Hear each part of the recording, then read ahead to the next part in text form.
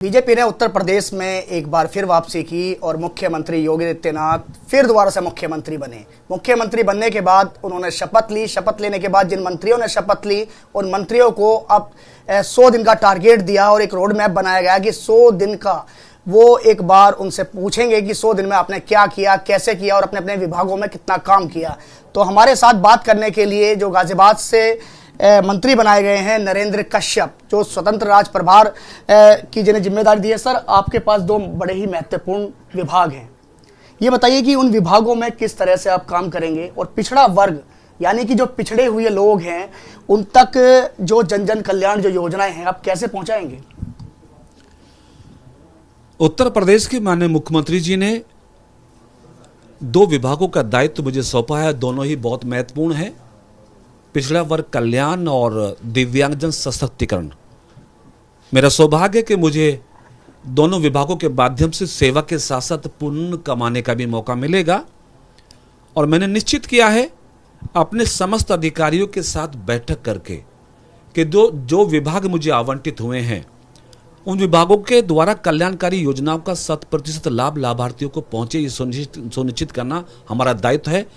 तो 100 दिन के रोड मैप को तैयार करने की जिम्मेदारी अपने अधीनस्थ अधिकारियों को दे दी गई है। कल लखनऊ में उसकी समीक्षा करके माननीय मुख्यमंत्री जी की अपेक्षाओं के अनुसार अपने कार्यों का प्रारंभ करेंगे। ये निश्चित है कि सरकार का मत है कि जिस प्रकार से उत्तर प्रदेश की जनता जनार्दन ने दूसरी बार भी प्रचंड बहुमत के साथ भारतीय जनता पार्टी को सत्ता में आने का मौका दिया है, हम और ज़्यादा सजग और ज़्यादा संवेदनशील होकर अपने प्रदेश की जनता की अपेक्षाओं को पूरा करते हुए सरकार की समस्त योजनाओं का लाभ बिना भ्रष्टाचार, बिना हिलावाली, बिना लीकेज के जनता को देने वाले हैं। और आप देखेंगे कि इन 5 वर्षों में हमारा उत्तर प्रदेश उत्तम प्रदेश बनेगा। पिछड़े वर्गों का कल्याण मेरी प्राथमिकता है। 52% से अधिक संख्या उत्तर प्रदेश में पिछड़ों की है। पिछड़े वर्गों के बच्चों को, छात्र छात्राओं को 100% से स्कॉलरशिप मिले, ये हमारा पहला टारगेट है। ओबीसी छात्रों को प्रतिपूर्ति के रूप में जो उनकी फीस जमा होती वो भी हम दिला सकें। इसके अलावा पुस्तकालय, ट्रेनिंग सेंटर जैसी बहुत सारी चीज़ें जिससे बैकवर्ड छात्रों के बौद्धिक विकास के रास्ते खुलें, वो सब काम करने का टास्क लेके हम प्रदेश में निकले। सर, देखा जाता है कि जिन छात्रों को वजीफा मिलना चाहिए उनको नहीं मिलता। कहीं ना कहीं उसमें भी भ्रष्टाचार देखने को मिलता है कि जाओ जिसकी जो जान पहचान अच्छी है, पैसे देता है, उसका काम जल्दी हो जाता है। तो कहीं ना कहीं भ्रष्टाचार को कैसे रोकेंगे आप? क्योंकि 100 दिन के जो रोड मैप में सबसे बड़ी समस्या ही भ्रष्टाचार है। अगर भ्रष्टाचार नहीं होगा तो शायद सभी के पास जो लाभार्थी हैं उन्हें सभी को मौका मिल जाए। अगर दिव्यांगजन की बात करें तो बहुत से ऐसे दिव्यांग देखने को मिलते हैं जिन पर ट्राईसाइकिलिंग भी नहीं होती, जबकि गवर्नमेंट की तरफ से बहुत कुछ आता है इन विभागों के लिए।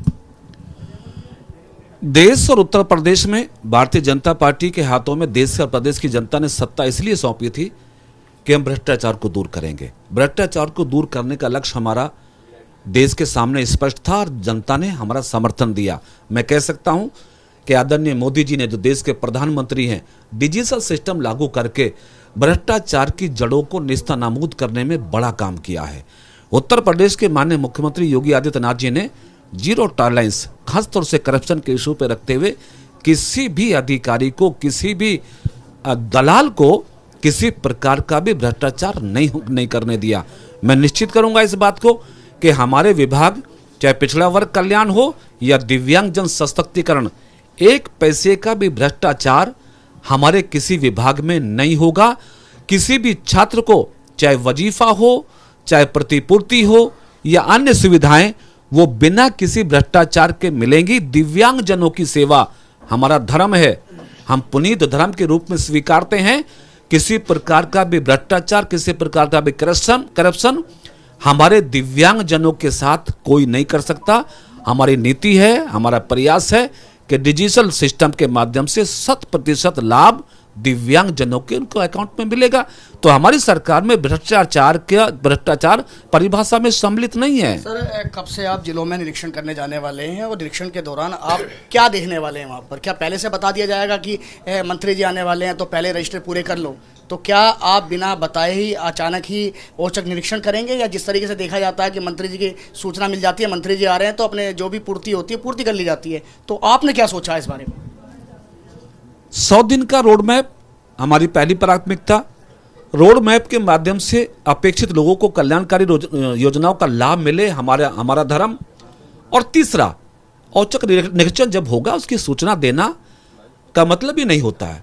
अगर कोई हम सरप्राइज विजिट करेंगे तो निश्चित है हम अपने विभाग के उन तमाम चीज़ों को भांपेंगे, आकलन करेंगे कि कहीं पर कोई व्यक्ति सरकारी अथवा गैर सरकारी हमारे विभागों का अनुचित लाभ तो नहीं ले रहा है, किसी प्रकार के प्रबंधन में कोई अव्यवस्था तो नहीं हो रही है। पारदर्शी सिस्टम, पारदर्शी लाभार्थी को लाभ प्रदेश में मिले, इसलिए जनपदों का दौरा भी करेंगे, मंडलों का दौरा भी करेंगे, सरप्राइज विजिट होगा और किसी प्रकार से भी हमारे विभागों में कोई लीकेज बर्दाश्त नहीं की जाएगी। धन्यवाद।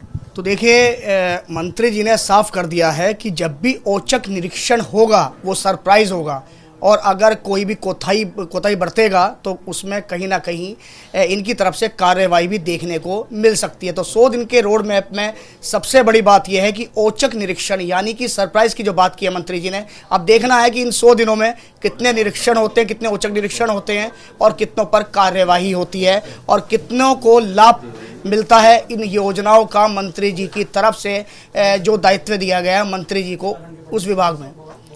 गाजियाबाद से कैमरामैन विपिन कुमार के साथ एबीपी गंगा के लिए मैं शक्ति सिंह।